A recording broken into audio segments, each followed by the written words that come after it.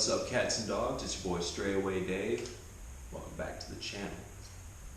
Finger guns. Today we are going to pretend like we work for Yamaha and we actually care about the people who buy our bikes and consider safety to be at least one of their top 3 priorities. What we're doing today is we are replacing the neck bearings, finally, in the Yamaha Bolt, my personal Yamaha Bolt, the silver one, the one that I have come to call Joe Lean, No Lean, because it cannot lean very far until you drag peg. This job is going to be super easy. We're going to knock it out in 4 simple steps. Step 1, we take the front end off the motorcycle. Step 2, we take the old bearings out. Step 3, we put the new bearings in. And then step 4, we put the front end back on and we're good to go. And that's how we're going to approach this. That's how we're going to tackle this job that I have been putting off for almost 3 years now. And I think without further ado, we should get started. I'm going to start by taking these little pinch bolts off. There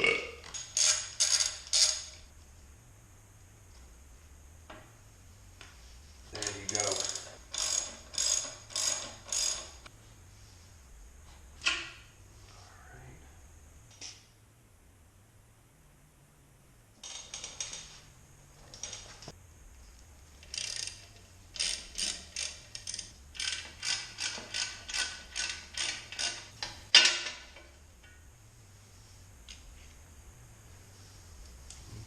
Set that right there. Maybe throw a zip tie on so it doesn't fall.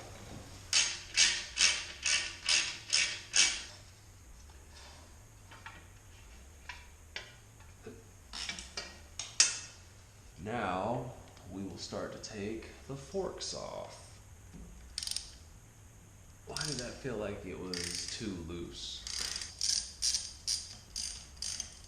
I'll loosen up the turn signal so it wraps around the front fork. So loosen the turn signal up is also like, you know, loosening up the triple tree. I thought it was anyway. You just gotta loosen it up some more.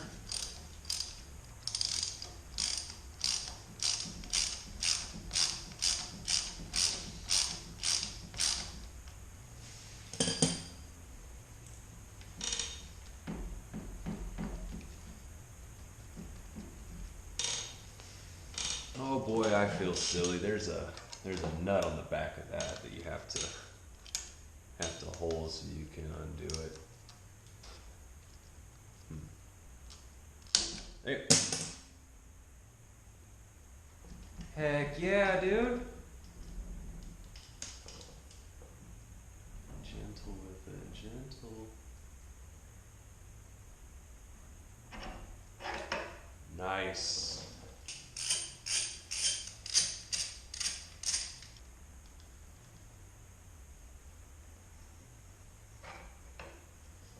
Alright folks, I jumped ahead a little bit. I added to the parts pile over here. I took the headlight and turn signals off.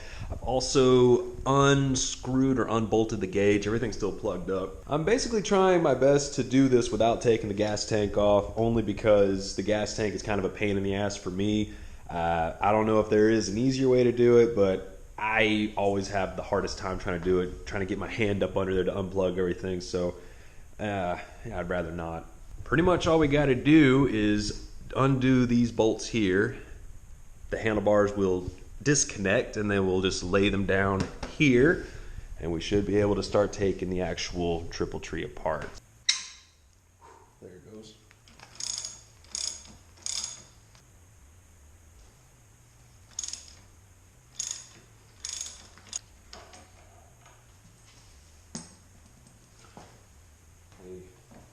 The nut is off.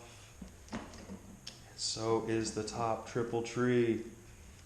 Heck yes, brethren. Uh-oh. There it is. All right. That was easy.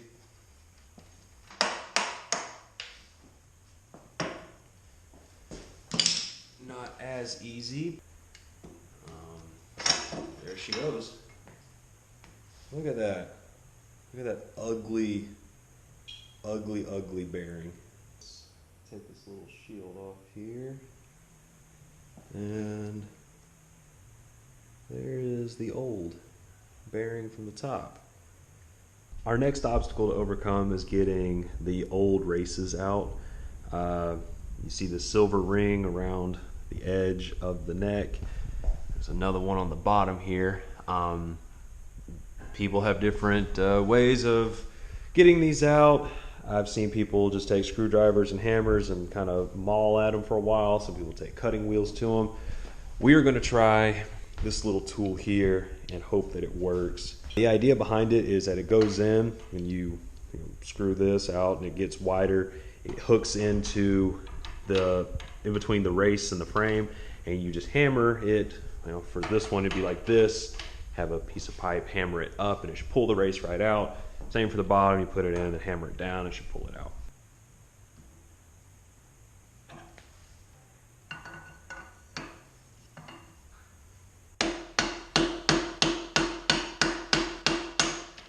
We're gonna try it the old school way, debatably maybe the better way, with a small flat blade and a hammer.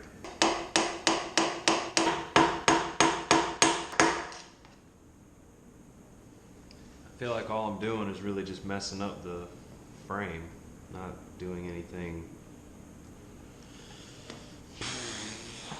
This is a bit frustrating, I'm not gonna lie. Maybe we try for the bottom one first. See if it's even possible to get. The bottom feels like it has like a notch in it. The top does not. Really trying not to lose my cool here, It's pretty hard because I just took a perfectly fine bike and made it not that. So it's a little under my skin, it's a little frustrating. But we're gonna try to see if we can get the bottom race out with that tool. I got it set up and I got the pipe. We're just gonna reel on that thing, man. Let's go.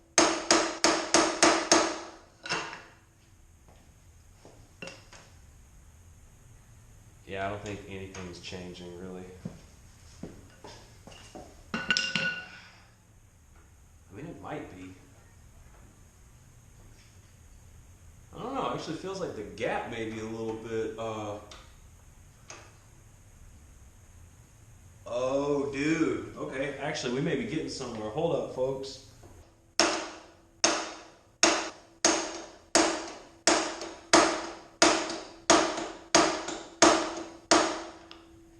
My smithing better go up for this.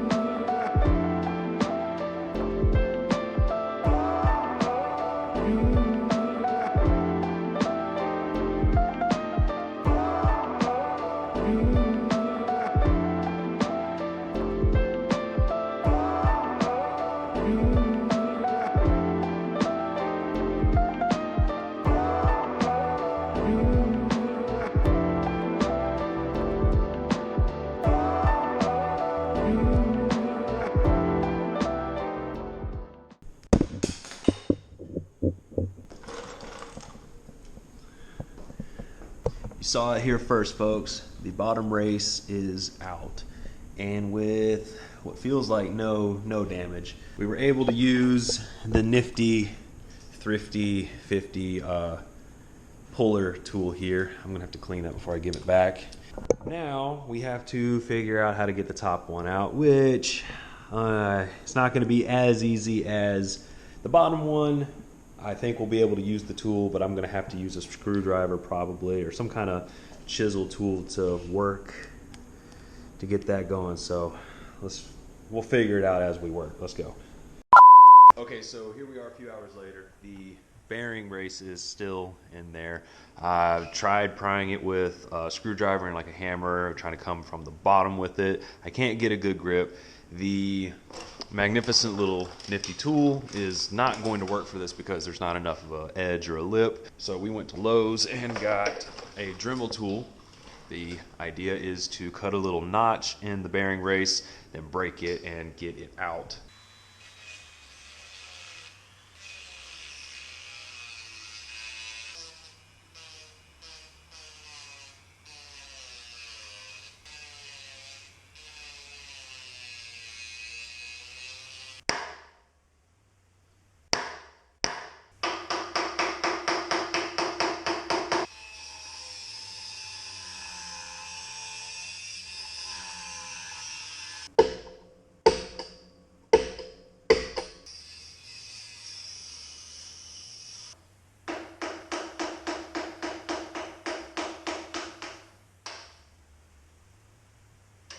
Ding dong! Fuck your mother.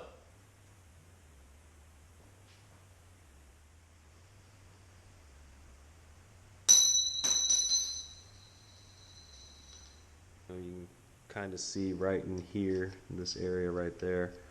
The grinder, her Dremel tool, got a little too carried away, and if you look around the edges in this ring right here, you can also see where banging on it with a screwdriver and hammer was also kind of boogering it up. So I don't know. I do think that cutting it with the Dremel did help, because that gave me enough leverage to kind of get in there and pick it up just a little bit, just enough to give the nifty tool enough. It let the edges get in there, so this actually came in handy. This is a, I recommend it, but just know you're going to be hitting a lot. You're going to be just swinging a hammer a ton. So keep that in mind if you're wanting to use one of those tools. We have one more race we have to deal with, and it's one right down here in the bottom. This is going to be our next priority to get off, which I don't know. We might have to cut this one too.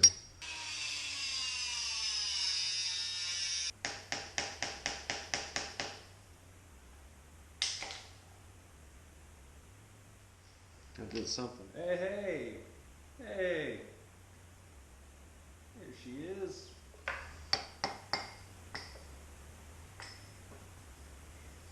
There it is. All three bearing races are gone. We did it, folks. High five. Alrighty, guys. New day, new outfit. This is actually day 4 of our journey here with the neck bearings. We started Friday night, worked through Saturday. I worked a little bit Sunday, but I didn't record anything because I dropped the camera and it was messing up. So I didn't really do too much, except we got the new race in the bottom, and we also got the new race in the top. Taking everything apart now for no reason, but there's the new race. This is the new bearing, tapered bearing, by the way. We greased everything. That was a bigger pain in the butt than I really want to admit, but between a bearing puller that we used as a race installer and then the actual race installer, I don't know if I even had that set up right. We were able to get everything pressed in. Also, I broke my mallet, so that kind of sucks, but it is what it is. Honestly, the only thing we really have to do that I can think of is take all of this and this and this and put it back here so this can become a whole motorcycle instead of a 3/4 of one. I don't know. What would you call this? Drop a comment down below how much of a motorcycle is here right now, because it doesn't have front forks or a front wheel, but it does have handlebars. So is this 1/4? Is this 3/8? No, definitely not 3/8. There's a lot more than 3/8. I don't know, dude. I'm not good at math.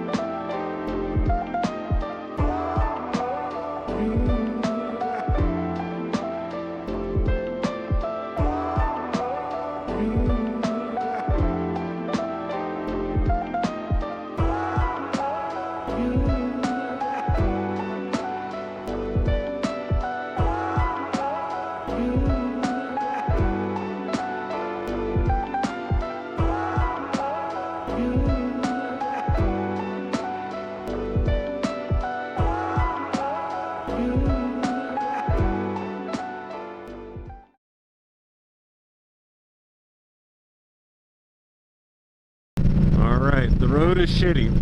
We're at 52 mile an hour and nope. Oh, that's bad. Well, that sucks.